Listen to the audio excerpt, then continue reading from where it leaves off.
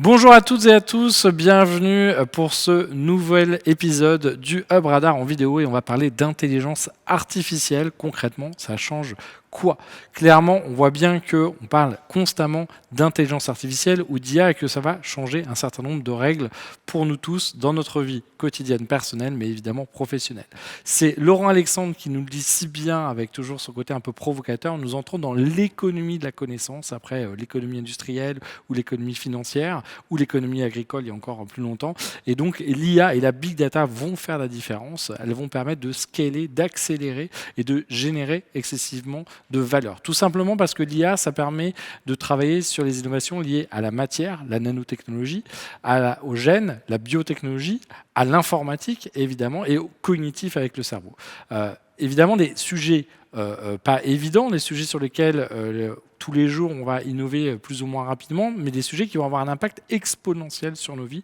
Et donc c'est difficile d'envisager ou de comprendre déjà à l'avance comment ça va impacter les choses, mais ce qui est sûr, c'est qu'on va avoir des progressions exponentielles grâce à cette puissance de calcul qui coûte de moins en moins cher, ces processeurs de plus en plus puissants, cette data qui peut être transportée par tout simplement des transferts de données de plus en plus rapides avec la fibre, avec la 4G, avec la 5G, et donc ça va accélérer très très fort, et donc quand cette accélération va exploser, en fait c'est le moment où on va avoir de la disruption, où finalement on va être surpris de manière assez inattendue face à des améliorations en termes de calcul. Et on voit que sur ces sujets-là, on a tout un tas de géants digitaux, les GAFA, Google, Apple, Facebook, Amazon, ou les BATX, Baidu, Alibaba, Tencent, Xiaomi, ou les NATO avec Netflix, Airbnb, Tesla ou Uber, qui ont tous des projets 10x, c'est-à-dire des projets où on n'améliore pas juste de 10% la rentabilité, la vitesse ou la puissance, mais au contraire, on va se projeter grâce à cette puissance de calcul, grâce à ces algorithmes, sur des révolutions qui vont complètement changer notre façon de consommer, de conduire, de nous déplacer, de transporter les choses. Et donc, ça risque de nous secouer très fort. On voit d'ailleurs que Jeff Bezos, qui vient de quitter la direction d'Amazon, veut envoyer tout simplement l'humanité dans l'espace, tout comme Elon Musk avec SpaceX, qui a d'ailleurs profité pour lancer aussi une Tesla à titre de test. Et donc, on voit que voilà, ces nouveaux acteurs digitaux ont une vision très ambitieuse grâce à la puissance de scalabilité de l'intelligence artificielle.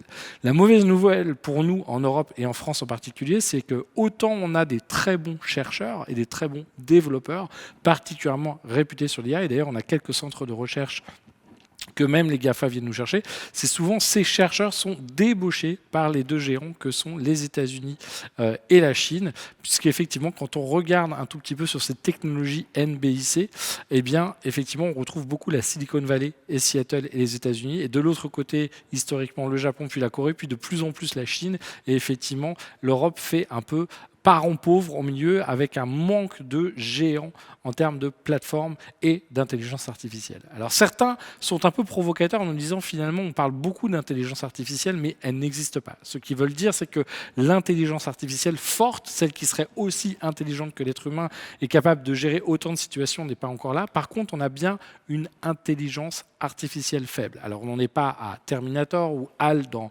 2001 Odyssée de l'espace ou dans Heure. Au contraire, on est dans des technologies qui vont être très intelligentes sur une tâche.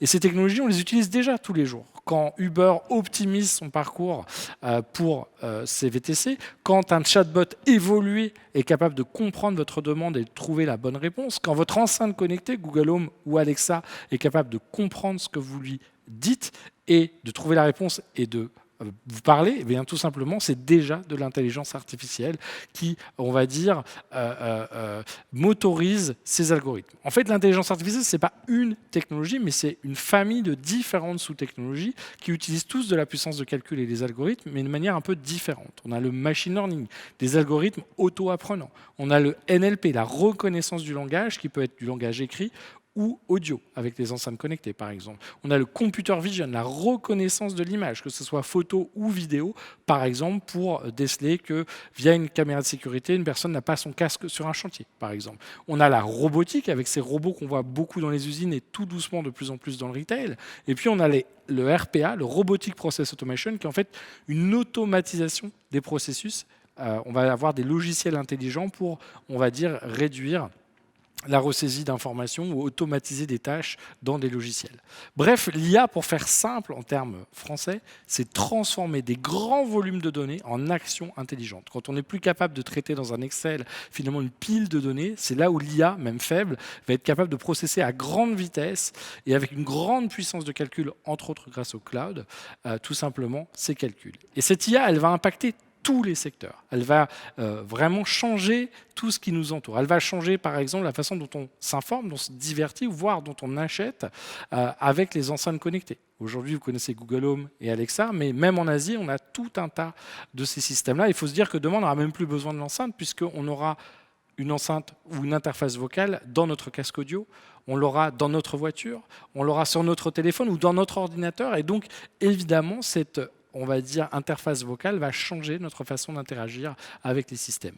D'ailleurs, quand on parle d'interface vocale ou de création de voix, eh bien, on voit par exemple en Chine, la Chine TV Xinhua carrément remplacer son speaker, son présentateur, par un deepfake quelque part, par un speaker virtuel, donc une image 3D et qui est capable de vocaliser un texte qui a été saisi par un technicien à l'avance. C'est l'IA et la publicité, où on voit par exemple Myriad qui est capable de manière, grâce à l'intelligence artificielle, d'ajouter a posteriori dans un film ou dans une série un objet, un panneau publicitaire. Et donc, on peut imaginer que demain, on verra tous la même série, mais que peut-être la voiture ou peut-être que l'affiche dans le film changera en fonction de notre profil. Et ça, c'est encore une fois l'intelligence artificielle qui permet de faire ça. L'intelligence artificielle, c'est aussi la conduite assistée ou la voiture autonome, tout simplement. On va avoir du logiciel, des capteurs qui vont permettre à un véhicule demain de réagir à notre place, voire de carrément prendre la main sur notre conduite et nous, tout simplement, emmener d'un point A à un point B. C'est aussi une IA qui est capable de nous assister en regardant, par exemple, si on s'endort, si on ne fait pas attention, si on n'a pas vu un obstacle, et donc, un petit peu comme chez Tesla, nous prendre par la main sous forme d'autopilote. L'IA, c'est aussi être capable de mouliner la data pour faire des diagnostics. Là où Neutrogena avant nous vendait une simple crème standard produite en masse dans un magasin, aujourd'hui c'est une application qui va faire un diagnostic de notre morphologie, de notre peau pour nous proposer un masque de beauté sur mesure qui sera produit sur mesure et envoyé par la poste avec les bons produits aux bons endroits exactement à nos mensurations. On passe de vendre un produit à vendre un service de plus en plus intelligent. C'est Lancôme par exemple qui nous propose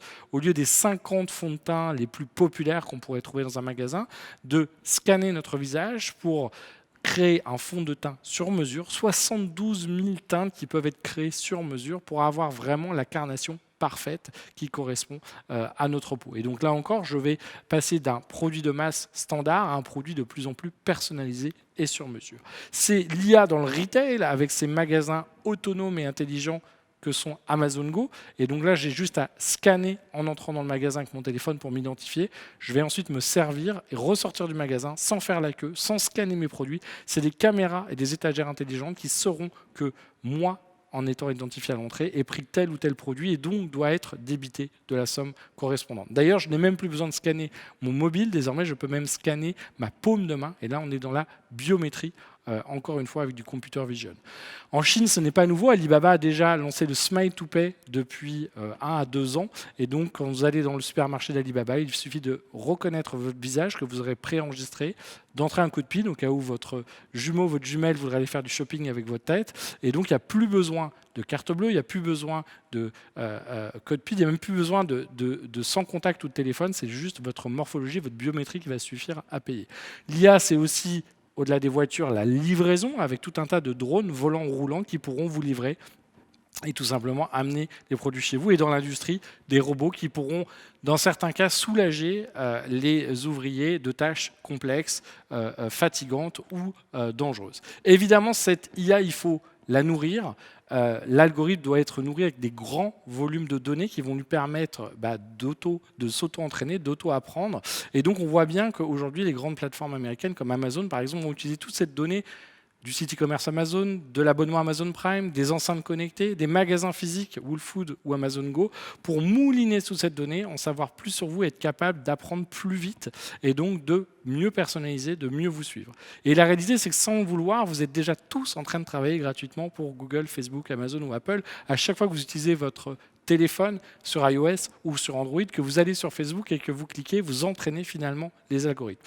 La bonne nouvelle quand même, c'est que cette IA, elle va coûter de moins en moins cher puisqu'elle va être disponible sous forme de briques dans le cloud et vous allez aller récupérer ou pouvoir aller appeler des fonctionnalités ultra puissantes de calcul en computer vision, en machine learning, en NLP, qui seront mis à disposition pour un coût très modique en SaaS sur ces grandes plateformes. Et donc, ça va permettre à un tas de startups d'aller utiliser cette puissance de calcul pour ensuite la customiser pour telle ou telle industrie ou tel usage. Donc si vous n'y allez pas, les startups, elles vont y aller, puisque la barrière à entrée va devenir de plus en plus faible. Et pour terminer, l'IA n'est pas un sujet juste technologique, mais c'est un sujet éminemment éthique et politique.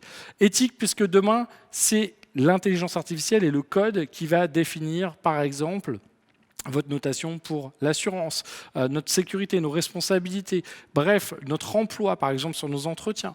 Donc ça veut dire que demain, on va devoir se poser la question de quels sont les pouvoirs et les limites qu'on doit donner aux algorithmes. Parce que demain, vous seriez à l'aise si votre prochain boss était un algorithme. Peut-être pas, ça nous semble un peu bizarre, et pourtant des millions de personnes ont déjà un algorithme pour boss. Si vous êtes livreur chez Uber Eats, Deliveroo, si vous êtes chauffeur VTC chez Uber, Grab ou Didi, si vous êtes même youtubeur, c'est un algorithme qui va décider de votre revenu, c'est un algorithme qui va vous envoyer chercher une course, c'est un algorithme qui va vous donner votre note, et donc qui va décider ou pas de continuer tout simplement à vous employer. La réalité, c'est que derrière ces algorithmes, il y a un code. Ce code, il a été développé par des développeurs, et donc il a une grande responsabilité dans la main de ces développeurs.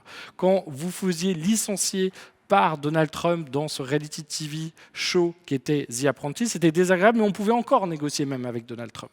Quand demain Uber vous dira que vous n'avez pas atteint le score suffisant pour continuer de pouvoir utiliser l'application comme chauffeur, vous ferez juste licencier sans entretien, sans négociation, sans visage humain. Et donc c'est important de comprendre cette responsabilité qu'on a tous quand on déploie de la technologie par rapport aux êtres humains.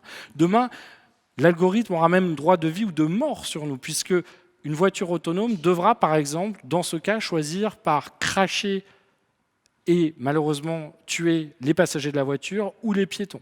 Est-ce que c'est normal qu'un développeur ait ce choix à faire? Est-ce qu'une entreprise doit avoir ce choix à faire? Ou est-ce que c'est le rôle de l'État de définir des règles, voire des citoyens de voter pour les règles auxquelles on veut adhérer? Un vrai sujet d'éthique qui va bien au-delà de la privacy en termes de data. Pour conclure, l'intelligence artificielle, c'est effectivement une phénoménale opportunité pour nous tous, dans notre vie personnelle, dans notre vie professionnelle, pour nos business. Mais effectivement, il est important de comprendre qu'il y a un contrat de confiance à respecter. Ce contrat de confiance, c'est le socle de base de la société et du commerce. Et donc, si demain, on ne sait pas comment un algorithme fonctionne, sur quelle base, s'il est juste ou injuste, s'il y a des biais dans les données qui ont permis d'entraîner cet algorithme, si effectivement on a l'impression que c'est une boîte noire, on peut avoir un gros risque d'impression d'être manipulé, d'être contrôlé, d'être surveillé. Et donc il faudra effectivement, comme toute technologie, bien l'aborder au niveau de la régulation et au niveau de l'éthique. Et je pense qu'il faudra sensibiliser de plus en plus les citoyens pour faire les bons choix et effectivement mettre des fois la pression aux régulateurs ou au gouvernement. Si cela vous intéresse, en tout cas, nous, on est ravis de pouvoir vous épauler. Au Web Institute, aujourd'hui, on a plus de 50 formations en live ou en e-learning disponibles et un grand nombre déjà sur les sujets de la data, du CRM, de la data B2B ou de l'IA, et on sera ravis de partager ça avec vous. On vous donne aussi évidemment rendez-vous pour notre update data et AI for business le 14 avril 2021, où là encore on vous fera un florilège des meilleurs cas pratiques, des meilleurs retours d'expérience, des meilleures tendances et des meilleures innovations sur le sujet. Merci à vous et rendez-vous pour le prochain Hub Radar vidéo.